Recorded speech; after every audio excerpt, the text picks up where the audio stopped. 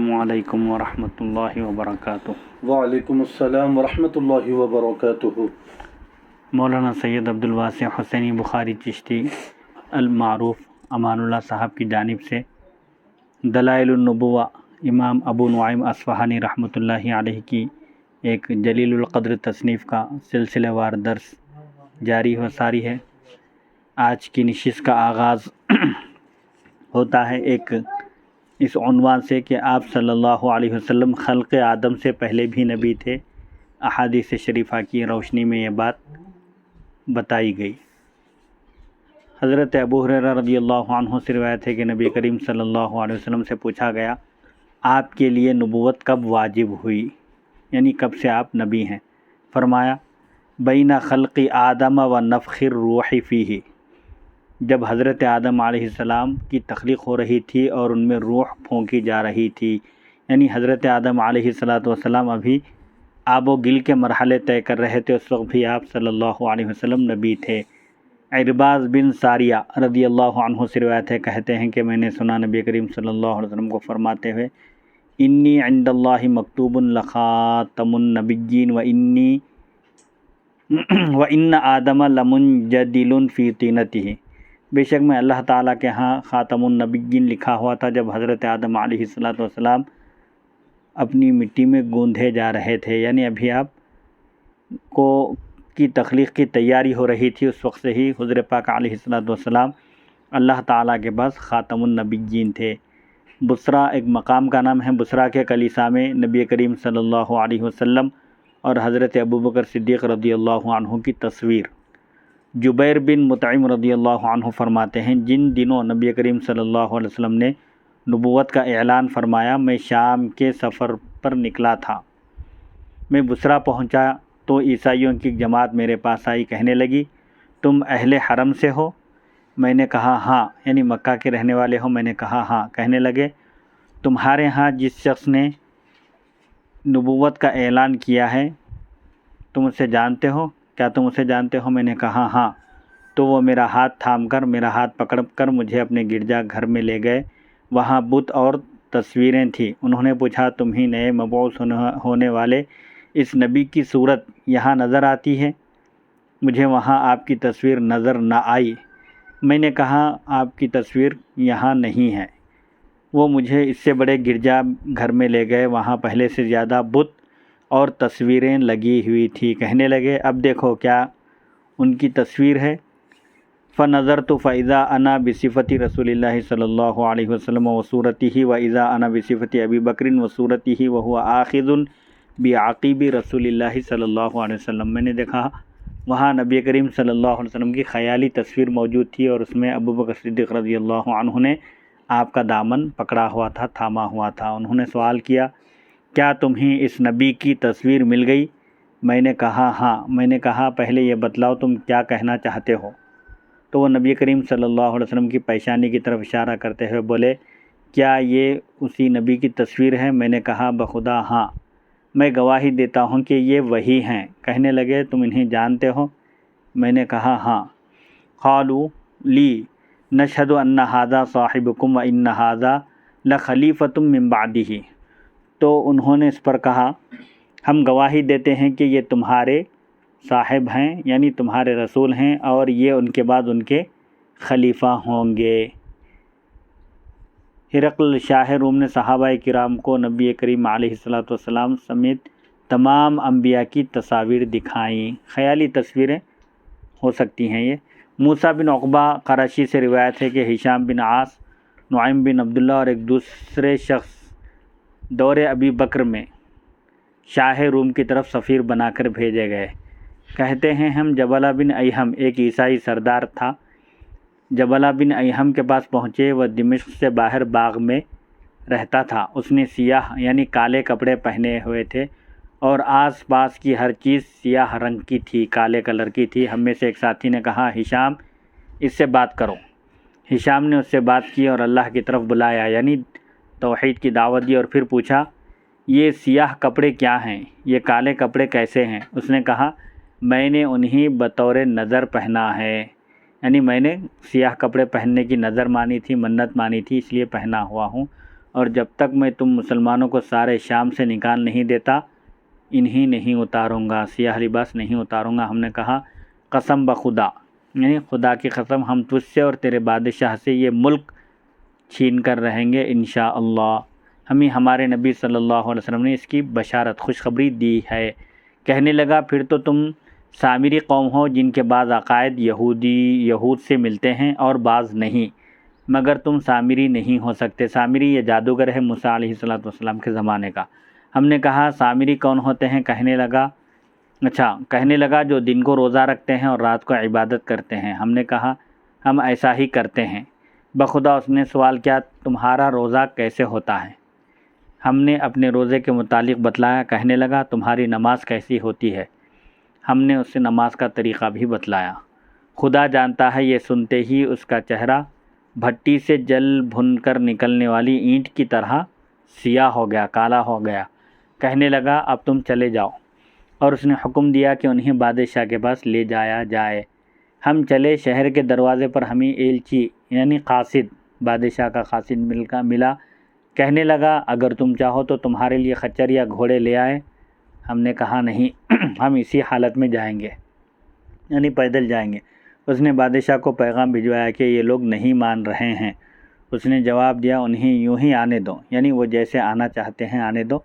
وہ چنانچہ ہم عمامے باندھے، تلواریں لٹکائے ہوئے، حمائل کیے ہوئے یعنی تلواریں لٹکائے ہوئے اونٹوں پر بیٹھے اندر داخل ہو گئے۔ جب ہم فرما روائے روم یعنی ملک روم کے بادشاہ کے دروازے پر پہنچے تو وہ ایک بلند بالکونی میں بیٹھا ہمیں دیکھ رہا تھا۔ ہم نے اپنے سر اٹھا کر کہا لا الہ الا اللہ، اللہ جانتا ہے۔ ہماری آواز سے اس کی بالکونی یوں تھرا اٹھی جیسے تیز ہوا میں کھجور کا درخت لہرا جاتا ہے، یعنی ہل جاتا ہے۔ سبحان اللہ۔ اس نے ہمیں پیغام بھجوایا کہ اس طرح مجھ پر اپنے دین کو ظاہر کرنے کا تمہیں حق نہیں۔ پھر ہمیں اندر بلایا گیا۔ ہم داخل ہوئے تو شاہ روم چھت تک بلند ایک تخت پر بیٹھا تھا۔ اس نے سرخ کپڑے پہن رکھے تھے اور آس پاس کی ہر چیز سرخ یعنی لال تھی۔ سرداران روم بھی اس کے پاس موجود تھے، روم کے جو اشراف شرفا تھے وہ بھی اس کے پاس موجود تھے۔ اس نے چاہا کہ ہم سے اپنے نمائندے کے ذریعے، اپنے ترجمان کے ذریعے گفتگو کرے۔ ہم نے کہا ہم نمائندے سے بات نہیں کریں گے، ہمیں تو شاہ روم کی طرف بھیجا گیا ہے، اگر وہ چاہتا ہے تو ہم سے بات کرے۔ چنانچہ ہم اس کے نزدیک جا بیٹھے۔ ہماری جرأت ہمت دے کر وہ ہنس پڑا۔ ہم نے محسوس کیا کہ وہ بہترین عربی بولتا ہے، عربی زبان بول سکتا ہے۔ تو ہم نے کہا لا الہ الا اللہ، اللہ جانتا ہے کہ اس آواز سے اس کا چھت لرز اٹھا۔ شاہ اور اس کے ساتھیوں نے گھبرا کر سر اٹھایا۔ شاہ نے کہا تمہارے پاس بڑا طاقتور کلام ہے۔ ہم نے کہا یہ کلمہ ہے۔ کہنے لگا اس سے قبل بھی تم نے کلمہ ہی پڑھا تھا۔ ہم نے کہا ہاں، یعنی جب میری بالکونی، بادشاہ کہتا ہے جب میری بالکونی لرزنے لگی تھی اس وقت بھی تم نے یہی کلمہ پڑھا تھا۔ ہم نے کہا ہاں۔ اس نے سوال کیا جب تم اپنے دشمن کے ملک میں سے پڑھتے ہو تو ان کی عمارتیں لرزنے لگتی ہیں، ہلنے لگتی ہیں؟ ہم نے کہا نہیں، اور نہ ہم نے کبھی پہلے لرزتی دیکھی ہیں، یہ صرف تمہارے لیے ایسا ہوا ہے۔ شاہ نے کہا کیسی سچی بات کرتے ہو، بتلاؤ تم شہر فتح کرتے ہوئے کیا کہتے ہو؟ ہم نے کہا ہم کہتے ہیں لا الہ الا اللہ واللہ اکبر۔ کہنے لگا جب تم آپس میں سلام کہتے ہو تم نے مجھے ایسا کیوں سلام نہیں کہا؟ یعنی جیسے تم آپس میں مسلمان ایک دوسرے کو سلام کرتے ہو اس طرح تم نے مجھے سلام کیوں نہیں کیا؟ ہم نے کہا یہ تمہارے لیے حلال نہیں، یعنی تم غیر مسلم ہو، تمہارے لیے یہ سلام درست نہیں اور تمہارا سلام ہمارے لیے حلال نہیں۔ پوچھنے لگا تمہارا اسلام کون سا ہے؟ ہم نے کہا اہل جنت والا۔ شاہ نے کہا اپنے نبی کو بھی تم یہی سلام کیا کرتے تھے؟ ہم نے کہا ہاں۔ پھر اس نے پوچھا تمہارا وارث کون بنتا ہے؟ یعنی اگر تمہارا انتقال ہو جائے تو تمہاری دولت، مال و دولت کس کو ملتی ہے؟ ہم نے کہا جو قریبی رشتہ دار ہو اس کو ہماری وراثت ملتی ہے۔ کہنے لگا تمہارے فرما رواؤں کے بھی یوں ہی وارث ہوتے ہیں، یعنی بادشاہوں کے، خلفاء کے بھی ایسے ہی وارث ہوتے ہیں؟ ہم نے کہا ہاں۔ چنانچہ اس گفتگو کے بعد اس کے حکم پر ہم ایک خوبصورت اور بڑے وسیع یعنی کشادہ مکان میں لے جایا گیا۔ ہم اس میں 3 دن ٹھہرے رہے، یعنی قیام کیا 3 دن۔ پھر بادشاہ نے ہمیں ایک رات اپنے پاس بلوایا، ہم بادشاہ کے بلانے پر ہم گئے۔ اس وقت اس کے پاس کوئی دوسرا نہ تھا۔ اس نے پھر وہی سوالات کیے جو پہلے کر چکا تھا، ہم نے وہی جواب دیے۔ اس کے پاس ایک بڑا سا سنہری اور مربع یعنی چوکور تابوت جیسی ایک چیز تھی، یعنی ایک صندوق تھا چوکور، اور نہایت سنہری یعنی سونے کے کلر کا تھا۔ اس میں چھوٹے چھوٹے دروازے تھے۔ اس نے ایک دروازہ کھولا اور سیاہ ریشمی کپڑا نکالا جس میں ایک سفید تصویر تھی۔ تصویر میں ایک لمبے اور گھنے بالوں والا آدمی تھا۔ کہنے لگا تم اسے جانتے ہو؟ ہم نے کہا نہیں۔ کہنے لگا یہ آدم علیہ السلام ہیں، یعنی خیالی تصویریں وہ لوگ بنا کر رکھے تھے۔ پھر اس نے تصویر واپس وہیں رکھ دی اور دوسرا دروازہ کھولا، ایک سیاہ ریشم نکالا، کالا ریشم جس میں سفید تصویر تھی، ایک آدمی جن کا بڑا سر، لمبے بال اور سرخ آنکھیں تھیں۔ کہنے لگا انہیں پہچانتے ہو؟ ہم نے کہا نہیں۔ کہنے لگا یہ نوح علیہ السلام ہیں۔ اس نے پھر تصویر وہیں رکھ دی اور ایک دوسرا دروازہ کھولا، سیاہ ریشم نکالا جس پر سفید تصویر تھی، ایک آدمی جن کا سر اور داڑھی سفید ہے اور وہ مسکرا رہے ہیں۔ کہنے لگا انہیں پہچانتے ہو؟ ہم نے کہا نہیں۔ کہنے لگا یہ حضرت ابراہیم علیہ السلام ہیں۔ پھر تصویر وہیں رکھ دی۔ وفتح بابا آخر فاستخرج منہ جریرۃ سوداء فیہا صورۃ بیضاء قال قلنا النبی محمد صلی اللہ علیہ وسلم قال ھذا واللہ محمد رسول اللہ۔ اور ایک دوسرا دروازہ کھولا، ایک سفید تصویر والا ریشم نکالا۔ ہم نے دیکھتے ہی کہا یہ ہمارے نبی محمد صلی اللہ علیہ وسلم ہے، یعنی اس کو جیسے اوصاف آپ کے معلوم تھے تورات اور انجیل کے ذریعے، سابقہ آسمانی کتابوں کے ذریعے، اس حساب سے وہ لوگ خیالی تصویر بنائے تھے۔ شاہ روم کہنے لگا بخدا واقعی یہ محمد رسول اللہ صلی اللہ علیہ وسلم ہیں۔ وہ کھڑا ہو گیا اور پھر بیٹھتے ہوئے بولا تمہیں اپنے خدا اور اپنے دین کی قسم ہے، بتلاؤ کیا یہی تمہارے نبی ہے؟ ہم نے کہا ہمیں اللہ اور اپنے دین کی قسم یہ ہمارے نبی ہیں، یعنی حلیہ اور جو خاکہ تیار کیا تھا ویسے ہی تھا۔ ہم انہیں یوں ہی دیکھ رہے ہیں جیسے ان کی حیات ظاہرہ میں دیکھا کرتے تھے۔ کہنے لگا میں نے یہ تصویر آخری دروازے میں رکھی تھی مگر اس لیے جلدی نکالی تاکہ میں تم سے اس بارے میں پوچھ سکوں۔ پھر اس نے وہ تصویر اپنی جگہ رکھ دی۔ پھر ایک اور دروازہ کھولا، ایک سفید تصویر والا سیاہ کپڑا نکالا۔ اس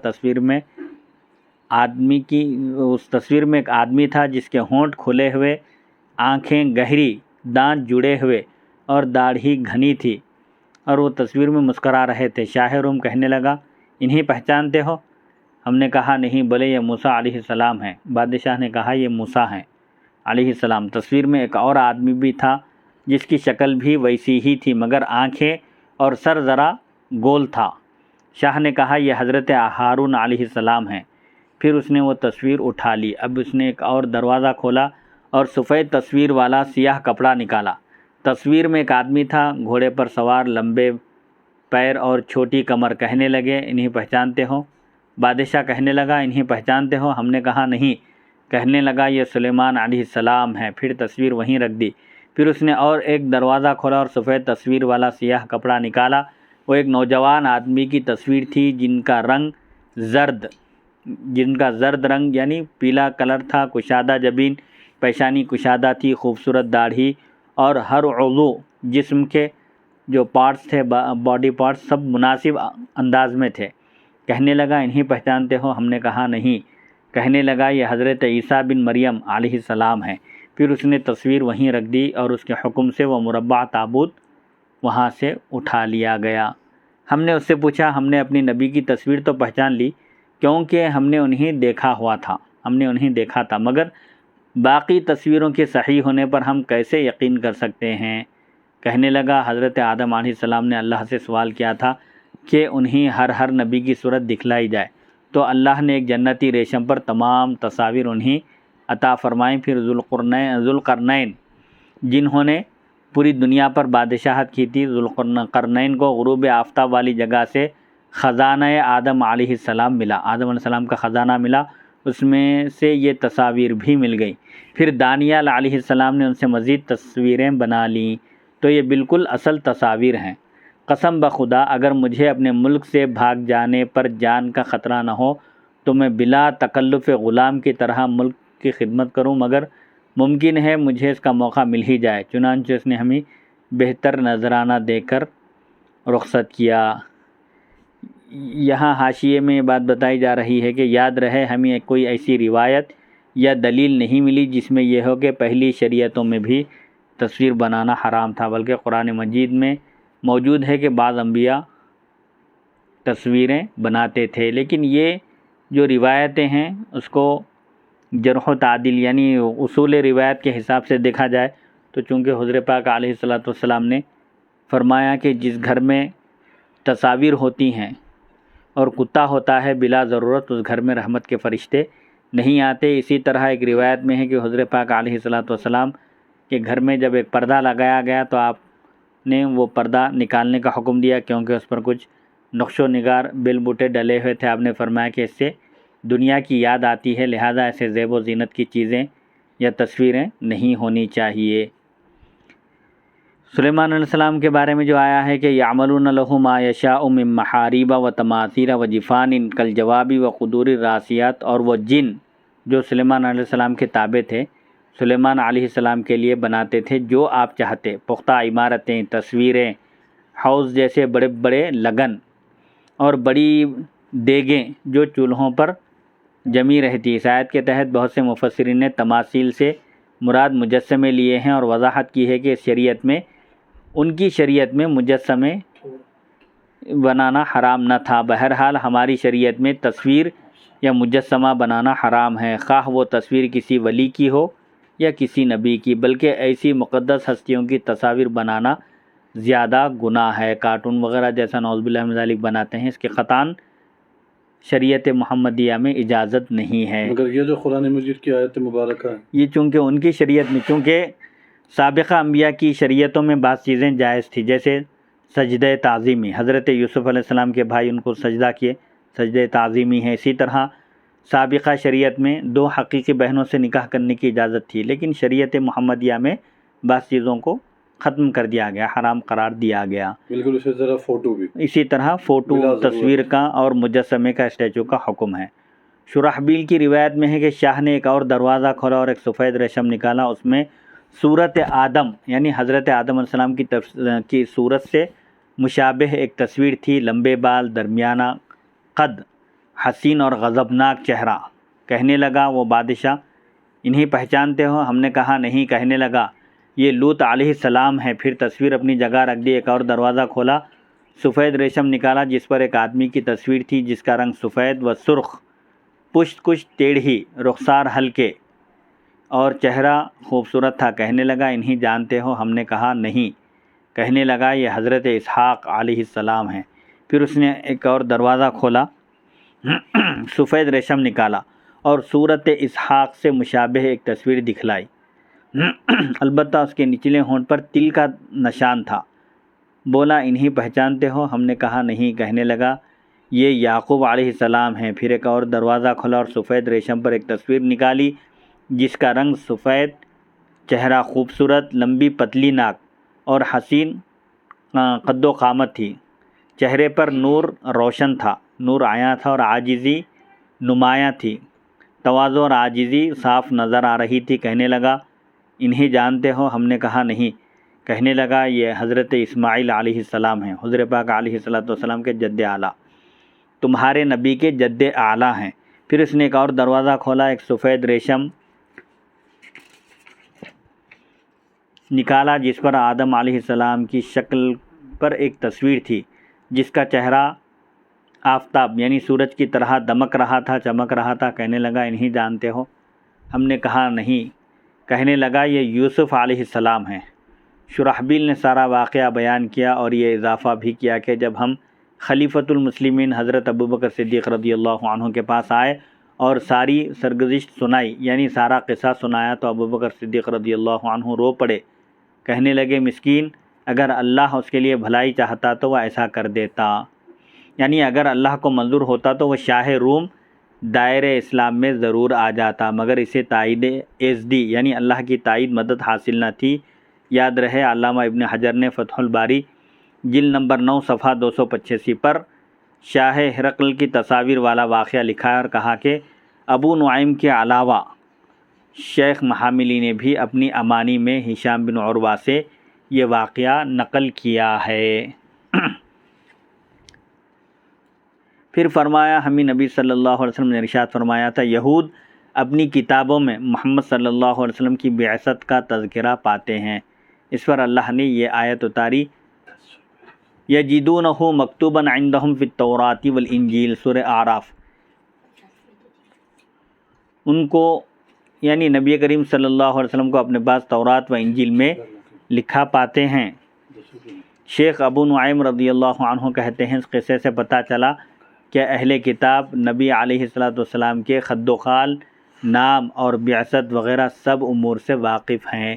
اہل کتاب حضور پاک علیہ السلام کو اچھی طرح آپ کے اوصاف سے، آپ کے خد و خال سے، سب چیزوں سے آپ واقف تھے، جانتے تھے، اور صدائے لا الہ الا اللہ پر شاہ روم کے محلات کے لرز جانے سے معلوم ہوا کہ جیسے انبیاء کا زمانہ بعثت قریب آ جانے پر ان سے معجزات صادر ہوتے ہیں، یعنی معجزات ان سے ظاہر ہوتے ہیں تاکہ انہیں نبی تسلیم کیا جائے، اسی طرح ان کے وصال کے بعد بھی ان کے معجزات کا ظہور ہوتا رہتا ہے، کیونکہ شاہ روم کے محلات کے لرزنے، ہل جانے کا یہ واقعہ نبی کریم صلی اللہ علیہ وسلم کے وصال کے بعد دور صدیقی میں وقوع پذیر ہوا ہے۔ دوسری فصل، نبی کریم صلی اللہ علیہ وسلم کے نسب مبارک کی طہارت و عصمت کے بارے میں۔ سید الانبیاء صلی اللہ علیہ وسلم اپنے نسب کی طہارت بیان فرماتے ہیں۔ حضرت علی رضی اللہ عنہ سے روایت ہے کہ نبی کریم صلی اللہ علیہ وسلم نے فرمایا، خرجت من نکاح ولم اخرج من سفاح من لدن آدم الی ان ولدنی ابی و امی لم یصبنی من سفاح الجاہلیت شیء۔ حضور پاک علیہ السلام نے ارشاد فرمایا، حضرت آدم علیہ السلام سے لے کر میرا جوہر ولادت نکاح سے منتقل ہوتا چلا آیا ہے۔ جوہر ولادت یعنی حضور پاک علیہ السلام کے آبا و اجداد سب موحد تھے، اللہ کو ایک ماننے والے تھے، کوئی بھی کافر مشرک نہیں تھے۔ حضور پاک علیہ السلام کے بارے میں قرآن پاک میں اللہ تعالیٰ نے ارشاد فرمایا، وَتَقَلُّبَكَ فِي السَّاجِدِينَ، اور آپ کے منتقل ہونے کو وہ دیکھ رہا ہے ساجدین میں۔ یعنی حضور پاک علیہ السلام حضرت آدم سے لے کر حضرت عبداللہ تک آپ کے آبا و اجداد میں کوئی بھی غیر موحد نہیں تھے، سب موحد تھے، اللہ کو ایک ماننے والے تھے۔ اور دور جاہلیت میں جو نکاح کے جو ساجدین سجدہ کرنے والے سے مراد موحدین، اللہ کو ایک ماننے والے تھے، اللہ کی وحدانیت کے قائل تھے۔ اور دور جاہلیت میں دور جاہلیت میں نکاح کے مختلف طریقے تھے، لیکن حضور پاک علیہ السلام کے آبا و اجداد دین ابراہیمی پر قائم تھے اور اسی کے مطابق وہ لوگ نکاح بھی کرتے تھے۔ آپ صلی اللہ علیہ وسلم فرماتے ہیں، حضرت آدم علیہ السلام سے لے کر میرا جوہر ولادت نکاح سے منتقل ہوتا چلا آیا ہے، زنا سے نہیں، تا آنکہ مجھے میرے والدین نے تولد کیا۔ جاہلیت کے زنا کا مجھ تک کچھ اثر نہیں پہنچ سکا۔ اس دور جاہلیت میں بھی حضور پاک علیہ السلام کے آبا و اجداد اس قبیح فعل سے اور ہر برائی سے محفوظ تھے، وہ لوگ دور جاہلیت کا اثر ان کو نہیں پہنچ سکا۔ قبیح فعل یعنی دور جاہلیت میں اسلام کی آمد سے پہلے، اسلام کے ظہور سے پہلے وہاں جو مختلف برائیاں عام ہو گئی تھیں، ان میں ایک زنا بھی تھا اور بدکاری بھی تھی، اس سے بھی حضور پاک علیہ السلام کے آبا و اجداد محفوظ تھے۔ حضرت عبداللہ رضی اللہ عنہ کو بھی ایک خاتون نکاح کی دعوت دی تھی ان کے نکاح سے پہلے، کیونکہ وہ خاتون جانتی تھی کہ حضور پاک علیہ السلام کا نور مبارک حضرت عبداللہ کی پیشانی میں ہے، تو وہ اس نور کی حاملہ ہونا چاہتی تھی۔ وہ خاتون حضرت عبداللہ کو دعوت دی تھی، لیکن حضرت عبداللہ رضی اللہ عنہ نے انکار کر دیا، اور جب حضرت عبداللہ رضی اللہ عنہ کا نکاح ہو گیا، نکاح کے بعد جب آپ واپس ہوئے، اسی قبیلے کے پاس سے گزرے، تو آپ نے اس عورت سے نکاح کا پیغام دیا، یعنی اس عورت سے کہا کہ تم مجھ سے نکاح کرنا چاہتی تھی، اب تم کو میں اجازت دیتا ہوں نکاح کی۔ تو خاتون نے کہا کہ جو نور آپ کی پیشانی مبارک میں تھا وہ منتقل ہو چکا ہے، میں اس نور کی خاطر آپ سے نکاح کرنا چاہتی تھی۔ سبحان اللہ، کیا بات ہے، واہ واہ۔ پاک نبی کا پاک نسب۔ ابن عباس رضی اللہ عنہما سے روایت ہے کہ نبی کریم صلی اللہ علیہ وسلم نے ارشاد فرمایا، میرے آبا و اجداد میں کبھی کوئی مرد و عورت زنا پر جمع نہیں ہوئے، یعنی بدکاری کبھی کوئی نہیں کیے۔ لم یزل اللہ عز وجل ینقلنی من اصلاب طیبۃ الی رحام طاہرۃ صافیا مہذبا لا تتشعب شعبتان الا کنت فی خیرہما۔ ہمیشہ اللہ تعالیٰ نے مجھے، حضور پاک علیہ الصلوۃ والسلام فرماتے ہیں، ہمیشہ اللہ تعالیٰ نے مجھے پاک صلبوں سے، پشتوں سے پاک رحموں کی طرف منتقل کرتا رہا۔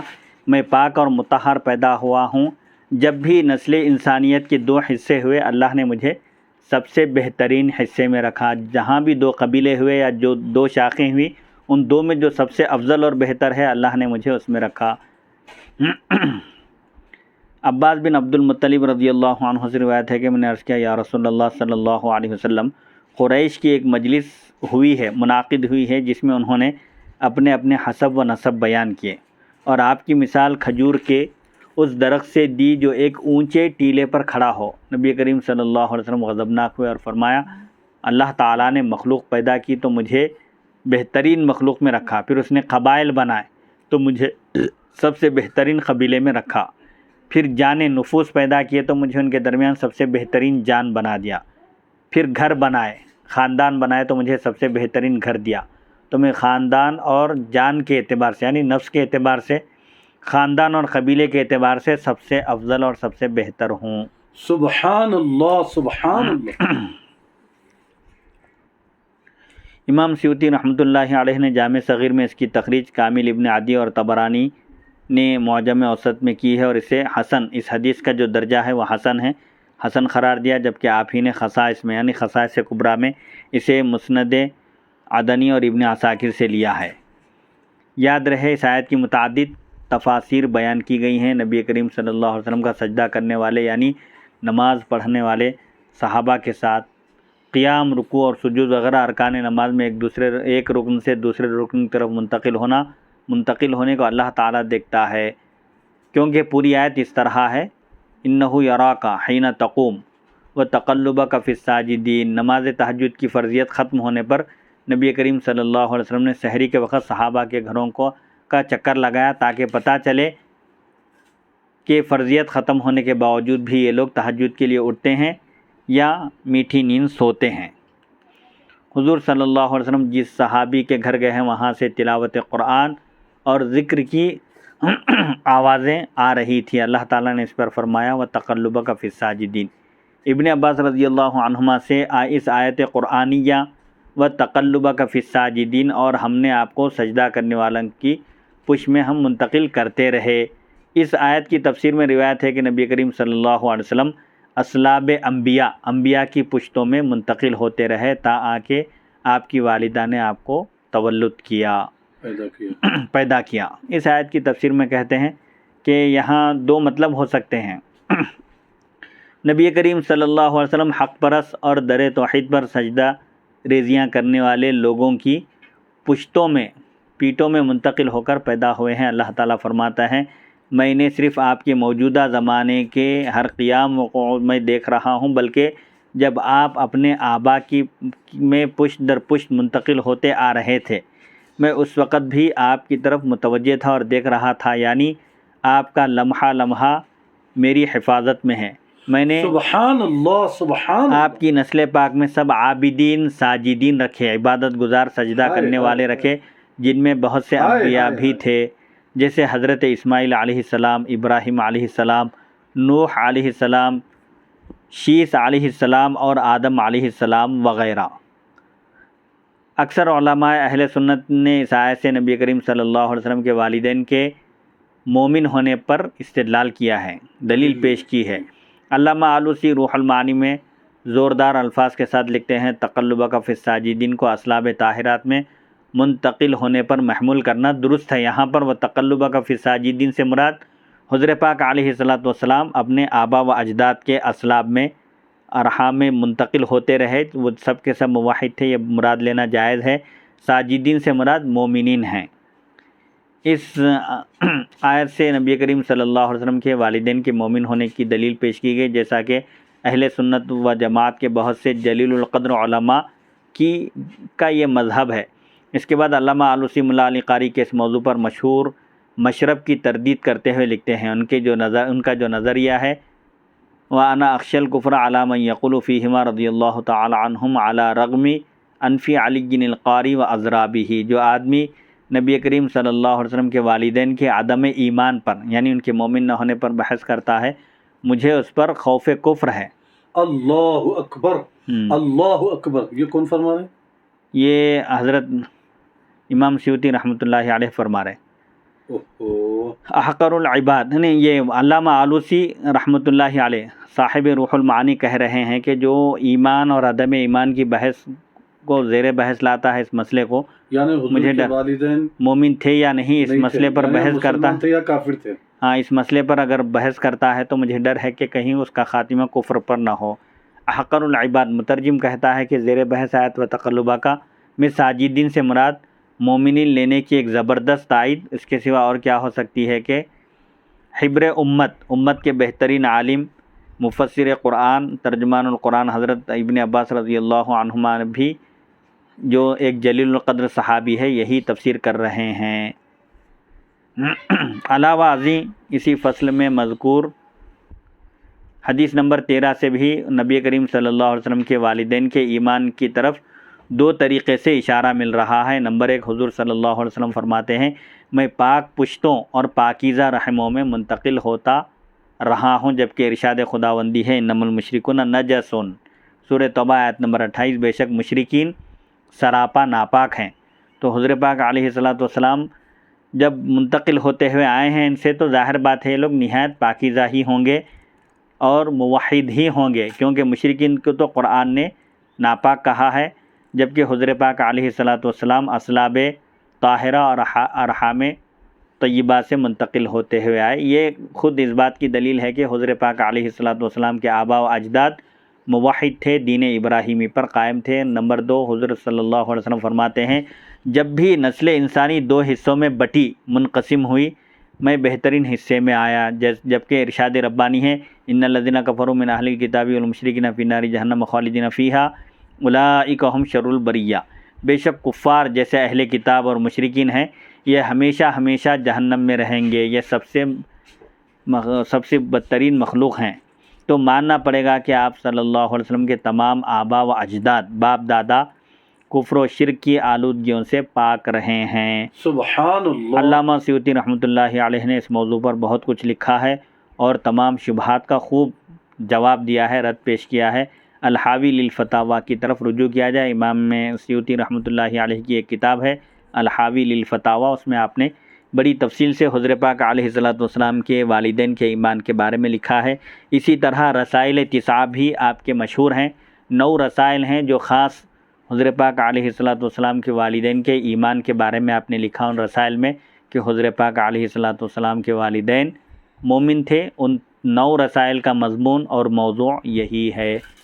یہ کون ہے لکھنے والے؟ دوبارہ فرمائیے۔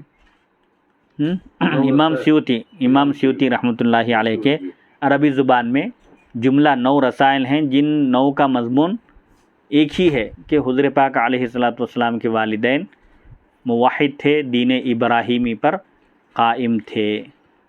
انشاءاللہ اگلی نشست میں کہ حضور پاک علیہ السلام کے لیے اللہ تعالیٰ نے بہتر سے بہتر مقام کا انتخاب کیا، یہ موضوع ہوگا۔